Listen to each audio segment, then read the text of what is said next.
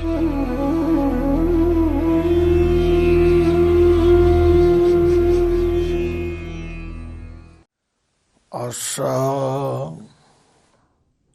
बटुआ एक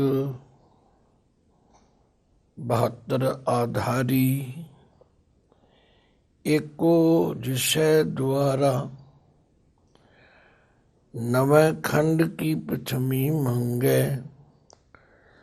सो जोगी जग सारा।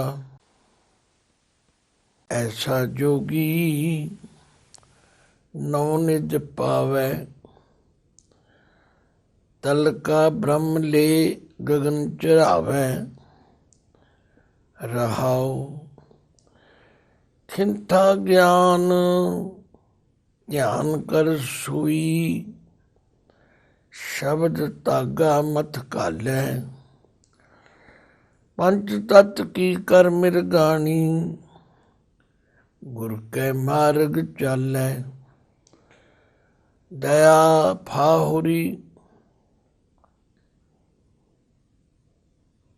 काया कर धूई जिष्ट की अगन जलावै। तिसका भाव ले रिद अंतर चौं जुग ताड़ी लावै। सब जोग तन राम नाम है जिसका पिंड पराना। कौ कबीर जे कृपा धारै दे सच्चा निशाना। वाहिगुरु जी का खालसा वाहिगुरु जी की फतेह। परम सत्कारयोग सतगुरां दी साजी नवाजी साध संगत जीओ, ये पावन शब्द श्री गुरु ग्रंथ साहिब जी दे पन्ना 477 ते सुभाईमान। भगत कबीर जी ਵੱਲੋਂ उचारण ਕੀਤਾ ਹੋਇਆ शब्द ऐसा लगता है किसी जोगी ਨੂੰ समझा रहे कि असल योग की है। क्योंकि इत्थे जोगियां दा बड़ा प्रभाव सी। जगत गुरु गुरु नानक देव पातशाह भी जोगियां नाल कई जगह विचार वटांदरा करते हैं। सिद्ध गोष्ठ हुंदी है ते गुरु पातशाह ने भी फरमाया है गली जोग न हुई एक दृष्ट कर समसर जाने जोगी कहिए सोई। जोग न खिंथा जोग न डंडे जोग न पसम चढ़ाई। जोग न मुंदी मूंड मुंडाया जोग न सिंगी वाई। अंजन माए निरंजन रहिए जोग जुगत इव पाई। कहन तो भाव जोगियां नाल समय समय सतगुरु जी दियां गोष्ठियां हुई। इसे तरह भगत कबीर जी नाल भी कई जोगी ਜਿਹੜੇ ਉਹਨਾਂ ਨੂੰ ਪ੍ਰੇਰਨਾ ਕਰਦੇ ਸਨ ਕਿ ਤੁਸੀਂ ਵੀ ਸਾਡੇ ਵਾਂਗੂ ਜੋਗੀ ਬਣ ਜਾਓ। ਪਰ ਭਗਤ ਕਬੀਰ ਜੀ ਦੀ ਉੱਚੀ ਸੋਚ ਇਹਨਾਂ ਜੋਗੀਆਂ ਦੇ ਦਿਖਾਵਿਆਂ ਤੋਂ ਬਹੁਤ ਦੂਰ ਸੀ। ਉਹਨਾਂ ਨੇ ਆਪਣੇ ਵਿਚਾਰ ਦੱਸੇ ਕਿ ਮੈਂ ਇਹ ਜਿਹੜਾ ਤੁਸੀਂ ਜੋਗ ਧਾਰਨ ਕਰੀ ਬੈਠੇ ਹੋ ਮੇਰਾ ਜੋਗ ਤੁਹਾਡੇ ਨਾਲੋਂ ਵੱਖਰਾ ਹੈ। ਜੋਗ ਦਾ ਮਤਲਬ ਹੈ ਜੁੜਨਾ। ਜੋਗੀ ਦਾ ਮਤਲਬ ਹੈ ਜੁੜਿਆ ਹੋਇਆ। ਤੁਸੀਂ ਜੋਗ ਮਤ ਦੀਆਂ ਇਹਨਾਂ ਨਿਸ਼ਾਨੀਆਂ ਨੂੰ ਜੋਗ ਮੰਨਦੇ ਹੋ ਪਰ ਮੈਂ ਪਰਮਾਤਮਾ ਨਾਲ ਜੁੜਨ ਨੂੰ ਜੋਗ ਮੰਨਦਾ। ਸ਼ਬਦ ਦੀ ਰਹਾਉ ਦੀ ਪੰਕਤੀ ਵਿੱਚ ਫਰਮਾਉਂਦੇ ਨੇ ਐਸਾ ਜੋਗੀ ਨੌ ਨਿਧ ਪਾਵੈ ਐਸਾ ਜੋਗੀ। ਜਿਹੋ ਜਿਹਾ ਮੈਂ ਜੋਗ ਦੀ ਧਾਰਨਾ ਧਾਰਦਾ ਹਾਂ, ਇਹੋ ਜਿਹੇ ਜੋਗ ਨੂੰ ਧਾਰਨ ਵਾਲਾ ਜੋ ਜੋਗੀ ਹੈ, ਨੌ ਨਿਧ ਪਾਵੇ। ਉਹ ਨੌ ਨਿਧੀਆਂ ਤੇ 18 ਸਿੱਧੀਆਂ ਦਾ ਮਾਲਕ ਬਣ ਜਾਂਦਾ। ਐਸਾ ਜੋਗੀ ਨੌ ਨਿਧ ਪਾਵੇ, ਕਿਉਂਕਿ ਨੌ ਨਿਧੀਆਂ 9 ਖਜ਼ਾਨੇ ਮੰਨੇ ਜਾਂਦੇ, 18 ਸਿੱਧੀਆਂ ਮੰਨੀਆਂ ਜਾਂਦੀਆਂ ਨੇ। ਆਖਿਆ ਜਿਸ ਜੋਗ ਮਤ ਦਾ ਮੈਂ ਧਾਰਨੀ ਹਾਂ, ਉਸ ਜੋਗ ਨੂੰ ਧਾਰਨ ਕਰਨ ਵਾਲਾ ਜੋ ਜੋਗੀ ਹੈ, ਉਹ ਮਾਨੋ ਨਵ ਨਿਧੀ 18 ਸਿੱਧੀਆਂ ਦਾ ਮਾਲਕ ਬਣ ਜਾਂਦਾ। ਐਸਾ ਜੋਗੀ ਨੌ ਨਿਧ ਪਾਵੇ, ਤਲਕਾ ਬ੍ਰਹਮ ਲੈ ਗਗਨ ਚਰਾਵੇ। ਹੁਣ ਤਲਕਾ ਬ੍ਰਹਮ ਇਹ ਜੀਵ ਹੈ ਤੇ ਪਰਮਾਤਮਾ ਦੀ ਅੰਸ਼, ਪਰ ਪਰਮਾਤਮਾ ਦੀ ਅੰਸ਼ ਹੁੰਦਿਆਂ ਹੋਇਆਂ ਵੀ ਇਹ ਮਾਇਆ ਦੇ ਪ੍ਰਭਾਵ ਥੱਲੇ ਆ ਗਿਆ। ਤਲਕਾ ਦਾ ਮਤਲਬ ਹੈ ਹੇਠਾਂ। ਜਿਹੜਾ ਮਾਇਆ ਵਿੱਚ ਫਸਿਆ ਰਹੇ ਉਹ ਹੇਠਲੇ ਪੱਧਰ ਤੇ ਹੀ ਰਹਿ ਜਾਂਦਾ। ਆਖਿਆ ਮੈਂ ਤੇ ਉਸ ਜੋਗੀ ਨੂੰ ਅਸਲ ਜੋਗੀ ਸਮਝਦਾ, ਤਥਾ ਮੇਰਾ ਜੋਗ ਐਸਾ ਹੈ ਕਿ ਉਹ ਜੋ ਬ੍ਰਹਮ ਦੀ ਅੰਸ਼ ਹੈ, ਕਿਉਂਕਿ ਕਬੀਰ ਜੀ ਦਾ ਕਥਨ ਹੈ, ਕਹੋ ਕਬੀਰ ਤੂੰ ਰਾਮ ਕੀ ਅੰਸ਼, ਜਸ ਕਾਗਜ਼ ਪਰ ਮਿਟੈ ਨ ਹੰਸ। ਇਹ ਜੀਵ ਪਰਮਾਤਮਾ ਦੀ ਬ੍ਰਹਮ ਦੀ ਅੰਸ਼ ਹੈ, ਪਰ ਮਾਇਆ ਦੇ ਵਿੱਚ ਖਚਤ ਹੋਣ ਕਰਕੇ ਇਹ ਥੱਲੇ ਹੀ ਰਹਿੰਦਾ, ਰੱਬ ਵਾਲੇ ਪਾਸੇ ਤੁਰਦਾ ਹੀ। ਪਰ ਅਸਲ ਜੋਗੀ ਉਹ ਹੈ ਜਿਹੜਾ ਤਲਕਾ ਬ੍ਰਹਮ ਲੈ ਗਗਨ ਚਰਾਵੇ। ਹੁਣ ਗਗਨ ਦੇ ਨੰਨੇ ਨੂੰ ਸਿਹਾਰੀ ਹੈ, ਆਕਾਸ਼ ਵਿੱਚ ਭਾਵ 10ਵੇਂ ਦੁਆਰ ਵਿੱਚ ਲੈ ਜਾਏ। ਜਿਹੜਾ ਗਿਆਨ ਦੀ ਪ੍ਰਾਪਤੀ ਕਰੇ, ਭਾਵ ਮਾਇਆ ਦੇ ਪ੍ਰਭਾਵ ਤੋਂ ਬਚ ਕੇ ਪਰਮਾਤਮਾ ਨਾਲ ਜੁੜਨਾ ਕਰੇ, ਐਸਾ ਜੋਗੀ ਨੌ ਨਿਧ ਪਾਵੇ। ਤਲਕਾ ਬ੍ਰਹਮ ਲੈ ਗਗਨ ਚਰਾਵੇ ਰਹਾਉ। ਹੁਣ ਜੋਗੀਆਂ ਦੇ ਕੋਲ ਕਈ ਚੀਜ਼ਾਂ ਹੁੰਦੀਆਂ ਨੇ, ਜਿਵੇਂ ਇੱਕ ਬਟੂਆ ਹੁੰਦਾ, ਜਿਹਦੇ ਵਿੱਚ ਉਹ ਸੁਆਹ ਪਾ ਕੇ ਰੱਖਦੇ, ਉਹਨੂੰ ਬਟੂਆ ਕਹਿੰਦੇ। ਭਗਤ ਜੀ ਕਹਿੰਦੇ ਨੇ ਬਟੂਆ ਏਕ, ਮੈਂ ਤਾਂ ਇੱਕ ਪਰਮਾਤਮਾ ਨੂੰ ਹੀ ਬਟੂਆ ਸਮਝ। ਬਟੂਆ ਸ਼ਬਦ ਜਿਹੜਾ ਉਹ ਥੈਲੇ ਵਾਸਤੇ ਵਰਤਿਆ ਜਾਂਦਾ ਹੈ, ਜਿਸ ਵਿੱਚ ਜੋਗੀ ਬਹੁਤ ਪਾ ਕੇ ਰੱਖਦੇ ਨੇ। ਅੱਜ ਕੱਲ੍ਹ ਅਸੀਂ ਬਟੂਆ ਜਿਹਦੇ ਵਿੱਚ ਪੈਸੇ ਪਾ ਕੇ ਰੱਖੀਏ, ਉਹਨੂੰ ਵੀ ਬਟੂਆ ਕਹਿੰਦੇ। ਆਖਿਆ ਮੇਰਾ ਬਟੂਆ ਇੱਕ ਪਰਮਾਤਮਾ ਨਾਲ ਜੁੜਨਾ ਹੈ। ਬਟੂਆ ਏਕ 72 ਆਧਾਰੀ। 72 ਗਿਣਤੀ ਦਾ ਸ਼ਬਦ ਹੈ। ਇਹ ਜਿਹੜਾ ਸਰੀਰ ਹੈ, ਇਸ ਦੇ ਅੰਦਰ 72 ਨਾੜੀਆਂ ਹਨ। ਇਹਨਾਂ 72 ਨਾੜੀਆਂ ਵਾਲੇ ਸਰੀਰ ਦਾ ਆਧਾਰ ਜੋ ਪਰਮਾਤਮਾ, ਜਿਸ ਦੇ ਆਸਰੇ ਇਹ ਸਰੀਰ ਟਿਕਿਆ ਹੋਇਆ। ਬਟੂਆ ਏਕ 72 ਆਧਾਰੀ, ਏਕੋ ਜਿਸੈ ਦੁਆਰਾ। ਦੁਆਰਾ ਦਾ ਮਤਲਬ ਹੈ ਦਰਵਾਜ਼ਾ। ਇਸ ਸਰੀਰ ਦੇ ਅੰਦਰ ਇੱਕੋ ਇੱਕ ਦਰਵਾਜ਼ਾ ਹੈ ਗਿਆਨ ਦਾ, ਜਿਸ ਨੂੰ ਜੋਗੀ ਲੋਕ 10ਵਾਂ ਦੁਆਰ ਵੀ ਕਹਿੰਦੇ। ਆਖਿਆ ਉਸ ਪਰਮਾਤਮਾ ਦਾ ਗਿਆਨ ਹਾਸਲ ਕਰਨਾ,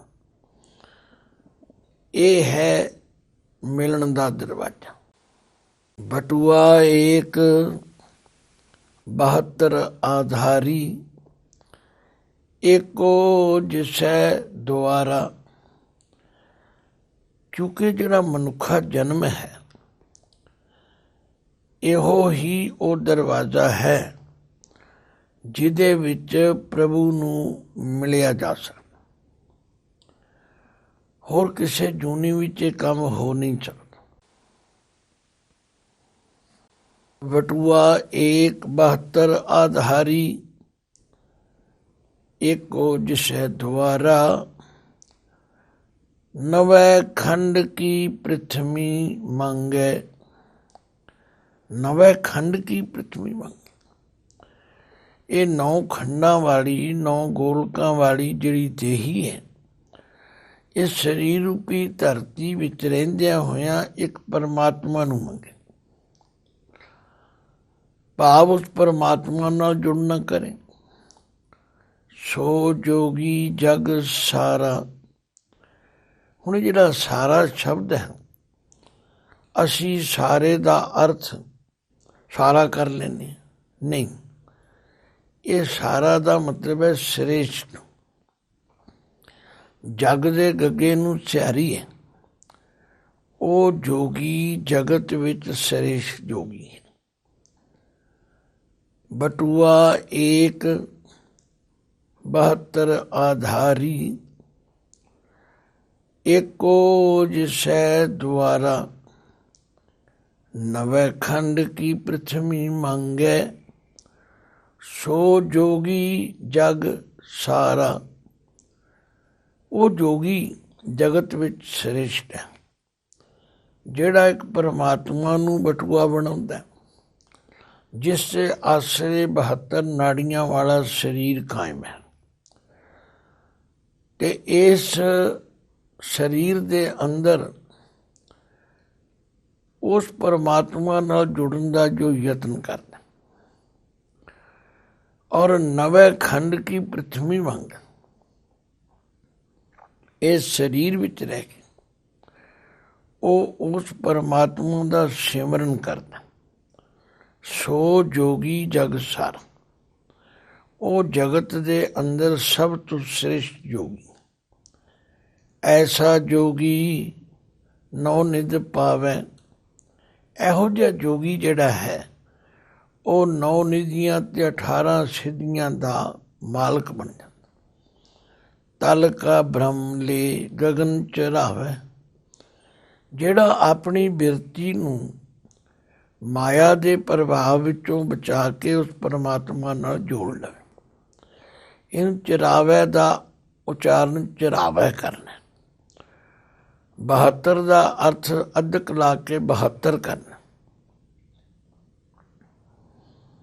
ਖਿੰਥਾ ਗਿਆਨ ਧਿਆਨ ਕਰ ਸੂਈ, ਸ਼ਬਦ ਤਾਗਾ ਮਤ ਘਾਲੈ। ਜੋਗੀ ਲੋਕ ਆਪਣੇ ਕੋਲ ਖਿੰਥਾ ਗੋਦੜੀ ਰੱਖਦੇ ਨੇ। ਭਗਤ ਜੀ ਕਹਿੰਦੇ ਨੇ ਗਿਆਨ ਰੂਪੀ ਗੋਦੜੀ ਬਣਾਵੇ ਔਰ ਧਿਆਨ ਕਰ ਸੂਈ। ਆਪਣਾ ਜੋ ਧਿਆਨ ਹੈ, ਜੋ ਸੁਰਤੀ ਬਿਰਤੀ ਹੈ, ਉਹਦੀ ਸੂਈ ਬਣਾਵੇ। ਸ਼ਬਦ ਤਾਗਾ ਮਤ ਘਾਲੈ। ਕੁਝ ਇਲਾਕਿਆਂ ਵਿੱਚ ਅਸੀਂ ਧਾਗਾ ਕਹਿੰਦੇ ਹਾਂ, ਕਈ ਤਾਗਾ ਕਹਿੰਦੇ। ਤੇ ਸ਼ਬਦ ਰੂਪੀ ਜਿਹੜਾ ਤਾਗਾ ਹੈ ਗੁਰੂ ਦਾ ਉਪਦੇਸ਼, ਮੱਥ ਘਾਲੈ। ਮੱਥਣਾ ਹੁੰਦਾ ਕਿਸੇ ਚੀਜ਼ ਨੂੰ ਰਿੜਕਣਾ, ਕਿਸੇ ਚੀਜ਼ ਦੀ ਵਿਚਾਰ ਕਰਨੀ। ਗੁਰੂ ਦੇ ਸ਼ਬਦ ਦੀ ਵਿਚਾਰ ਕਰਨ ਰੂਪੀ ਧਾਗਾ ਬਣਾਵੇ। ਖਿੰਥਾ ਗਿਆਨ, ਗਿਆਨ ਨੂੰ ਗੋਦੜੀ ਬਣਾਵੇ। ਧਿਆਨ ਕਰ ਸੂਈ, ਤੇ ਹਰ ਵੇਲੇ ਪਰਮਾਤਮਾ ਨਾਲ ਧਿਆਨ ਜੋੜਨਾ, ਇਹਨੂੰ ਸੂਈ ਬਣਾਵੇ। ਸੂਈ ਕਿਹੜੇ ਕੰਮ ਆਉਂਦੀ ਹੈ? ਸੀਣ ਵਾਸਤੇ। ਗੋਦੜੀ ਨੂੰ ਤਿਆਰ ਕਰਨ ਵਾਸਤੇ ਵੀ ਸੂਈ ਦੀ ਲੋੜ ਹੈ। ਤੇ ਸੂਈ ਵਿੱਚ ਧਾਗਾ ਵੀ ਪਾਉਣਾ ਜ਼ਰੂਰੀ। ਆਖਿਆ ਸ਼ਬਦ ਤਾਗਾ ਮਤ ਘਾਲੈ।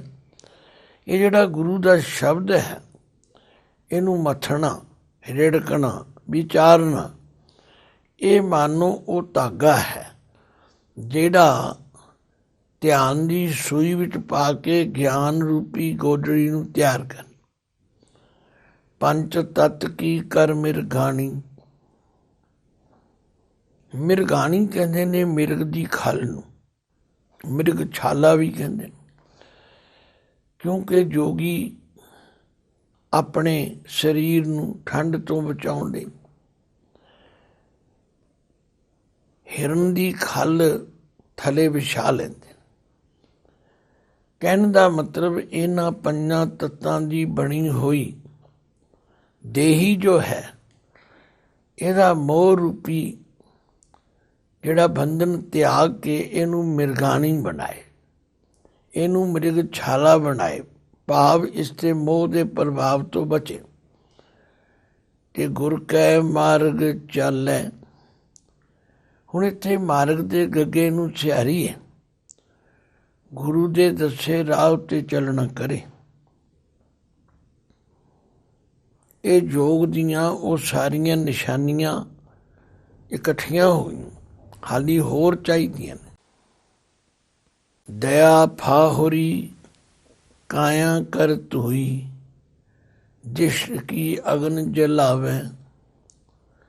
ਦਇਆ ਫਾਹੁਰੀ, ਪਹਿਲਾਂ ਸਾਨੂੰ ਉਹਨਾਂ ਦੇ ਅੱਖਰੀ ਅਰਥ ਆਉਣੇ ਚਾਹੀਦੇ। ਆਮ ਘਰਾਂ ਵਿੱਚ ਜਿਹੜਾ ਗਊਆਂ ਮੱਝਾਂ ਦਾ ਗੋਬਰ ਇਕੱਠਾ ਕਰਨ ਲਈ ਹੁੰਦਾ, ਉਹਨੂੰ ਫੌੜਾ ਕਹਿੰਦੇ ਨੇ। ਉਹ ਵੱਡੇ ਆਕਾਰ ਵਿੱਚ ਹੁੰਦਾ, ਛੋਟੀ ਨੂੰ ਫੌਰੀ ਕਹਿੰਦੇ ਨੇ। ਜਿਹਦੇ ਨਾਲ ਜੋਗੀ ਲੋਕ ਸਵਾਹ ਨੂੰ ਇਕੱਠਿਆਂ ਕਰਦੇ। ਆਖਿਆ ਦਇਆ ਫਾਹੁਰੀ, ਸਾਰੇ ਜੀਵਾਂ ਤੇ ਦਇਆ ਕਰਨ ਰੂਪੀ ਫੌੜੀ ਬਣਾਏ। ਕਾਇਆ ਕਰ ਧੂਈ, ਇਸ ਸਰੀਰ ਨੂੰ ਧੂਈ ਬਣਾਵੇ। ਧੂਈ ਦਾ ਮਤਲਬ ਹੈ ਧੂਣੀ, ਕਿਉਂਕਿ ਜੋਗੀ ਆਮ ਤੌਰ ਤੇ ਨੰਗ ਢੜੰਗ ਰਹਿੰਦੇ ਨੇ ਤੇ ਆਪਣੇ ਸਰੀਰ ਨੂੰ ਠੰਡ ਤੋਂ ਬਚਾਉਣ ਵਾਸਤੇ ਉਹ ਧੂਣਾ ਲਾ ਲੈਂਦੇ ਨੇ। ਆਖਿਆ ਦਇਆ ਫਾਹੁਰੀ ਕਾਇਆ ਕਰ ਧੂਈ, ਦ੍ਰਿਸ਼ਟ ਕੀ ਅਗਨ ਜਲਾਵੇ। ਦ੍ਰਿਸ਼ਟੀ ਦੀ ਅੱਗ ਜਲਾਵੇ, ਭਾਵ ਇਹ ਜਿਹੜੇ ਭਰਮ ਹਨ, ਇਹ ਜਿਹੜੇ ਮੇਰ ਤੇਰ ਦੇ ਬੰਧਨ ਹਨ, ਇਹਨਾਂ ਨੂੰ ਇਸ ਅੱਗ ਵਿੱਚ ਸਾੜ ਨਾ ਕਰੇ। ਭਾਵ ਦ੍ਰਿਸ਼ਟੀ ਇਹੋ ਜਿਹੀ ਬਣਾਵੇ ਕਿ ਸਾਰਿਆਂ ਵਿੱਚ ਇੱਕ ਪਰਮਾਤਮਾ ਨੂੰ ਰੱਖੇ। ਤਿਸ ਕਾ ਭਾਉ ਲੈ ਰਿਦ ਅੰਤਰ। ਤਿਸ ਕਾ ਭਾਉ, ਭਾਉ ਦਾ ਮਤਲਬ ਹੈ ਪ੍ਰੇਮ। ਜੇ ਕੰਨਾ ਹਟ ਜਾਏ ਤੇ ਭਾਉ ਹੈ, ਭਾਉ ਦਾ ਮਤਲਬ ਹੈ ਡਰ।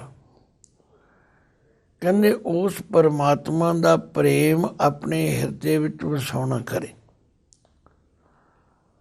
ਚੌਂ ਜੁਗ ਤਾੜੀ ਲਾਵੇ। ਤਾੜੀ ਦਾ ਮਤਲਬ ਹੈ ਸਮਾਧੀ। ਚੌਂ ਯੁੱਗ ਦਾ ਮਤਲਬ ਹੈ ਚਾਰੇ ਯੁੱਗਾਂ ਵਿੱਚ, ਭਾਵ ਹਰ ਸਮੇਂ ਉਸ ਪਰਮਾਤਮਾ ਵੱਲ ਧਿਆਨ ਲਾਉਣਾ ਕਰੇ। ਜਿਵੇਂ ਪਾਤਸ਼ਾਹ ਨੇ ਫਰਮਾਇਆ ਕਿ ਰਹਿਣਾ ਤੇ ਸੰਸਾਰ ਵਿੱਚ, ਪਰ ਸੰਸਾਰ ਵਿੱਚ ਰਹਿੰਦਿਆਂ ਹੋਇਆਂ ਮੇਰ ਤੇਰ ਨੂੰ ਛੱਡ ਕੇ ਸਾਰਿਆਂ ਵਿੱਚ ਪਰਮਾਤਮਾ ਦੇ ਦਰਸ਼ਨ ਕਰੇ। ਸਭ ਜੋਗ ਤਨ ਰਾਮ ਨਾਮ ਹੈ। ਸਾਰੇ ਜੋਗ ਦਾ ਨਿਚੋੜ ਪਰਮਾਤਮਾ ਦਾ ਨਾਮ ਹੈ। ਜਿਸ ਕਾ ਪਿੰਡ ਪਰਾਨਾ, ਜਿਸ ਦਾ ਦਿੱਤਾ ਹੋਇਆ ਇਹ ਸਰੀਰ ਹੈ ਔਰ ਜਿਸ ਦੇ ਆਸਰੇ ਇਹ ਸਰੀਰ ਚੱਲ ਰਿਹਾ, ਉਸ ਪਰਮਾਤਮਾ ਦੇ ਨਾਮ ਨੂੰ ਜਪਣਾ ਹੀ ਜੋਗ ਦਾ ਨਿਚੋੜ। ਸਭ ਜੋਗ ਤਨ ਰਾਮ ਨਾਮ ਹੈ, ਜਿਸ ਕਾ ਪਿੰਡ ਪਰਾਨਾ। ਕਹੋ ਕਬੀਰ ਜੇ ਕਿਰਪਾ ਧਾਰੈ, ਦੇ ਸੱਚਾ ਨਿਸ਼ਾਨਾ। ਕਬੀਰ ਜੀ ਫਰਮਾਉਂਦੇ ਹਨ, ਜੇ ਉਹ ਪਰਮਾਤਮਾ ਕਿਰਪਾ ਕਰ ਦੇਵੇ, ਦੇ ਸੱਚਾ ਨਿਸ਼ਾਨਾ, ਫਿਰ ਆਪਣੇ ਨਾਮ ਦੀ ਮੋਹਰ ਬਖਸ਼ ਦੇਵੇ। ਨਿਸ਼ਾਨ ਹੁੰਦਾ ਪਰਵਾਨਾ, ਜਿਸ ਲਿਖਤ ਨੂੰ ਵੇਖ ਕੇ ਤੁਹਾਨੂੰ ਕੋਈ ਰੋਕੇ ਨਾ। ਆਖਿਆ ਪਰਮਾਤਮਾ ਕਿਰਪਾ ਕਰ ਦੇਵੇ, ਸਾਨੂੰ ਸੱਚੀ ਪ੍ਰੀਤ ਬਖਸ਼ ਦੇ। ਦੇਖੋ, ਸ਼ਬਦਾਵਲੀ ਵੇਖ ਕੇ ਡਰਨਾ ਨਹੀਂ, ਬਲਕਿ ਮਹਾਂਪੁਰਖਾਂ ਦੇ ਉਸ ਆਸ਼ੇ ਨੂੰ ਸਮਝਣ ਦਾ ਯਤਨ ਕਰਨਾ ਹੈ। ਤੇ ਜਿਹੜਾ ਕਿਰਪਾ ਕਰਕੇ ਸਮਝ ਲਏਗਾ, ਐਸਾ ਜੋਗੀ ਨੌ ਨਿਧ ਪਾਵੈ, ਤਲ ਕਾ ਬ੍ਰਹਮ ਲੈ ਗਗਨ ਚਰਾਵੈ। ਅਸੀਂ ਹਰ ਵੇਲੇ ਮਾਇਆ ਦੇ ਵਿੱਚ ਹੀ ਫਸੇ ਰਹਿੰਦੇ। ਭਗਤ ਜੀ ਕਹਿੰਦੇ ਨਹੀਂ ਭਾਈ, ਇਸ ਮਾਇਆ ਦੇ ਵਿੱਚੋਂ ਉੱਚਾ ਉੱਠਣਾ। ਸਭ ਜੋਗ ਤਨ ਰਾਮ ਨਾਮ ਹੈ, ਜਿਸ ਕਾ ਪਿੰਡ ਪਰਾਨਾ। ਕਉ ਕਬੀਰ ਜੇ ਕਿਰਪਾ ਧਾਰੈ, ਦੇ ਸੱਚਾ ਨਿਸ਼ਾਨਾ। ਵਾਹਿਗੁਰੂ ਜੀ ਕਾ ਖਾਲਸਾ, ਵਾਹਿਗੁਰੂ ਜੀ ਕੀ ਫਤਿਹ।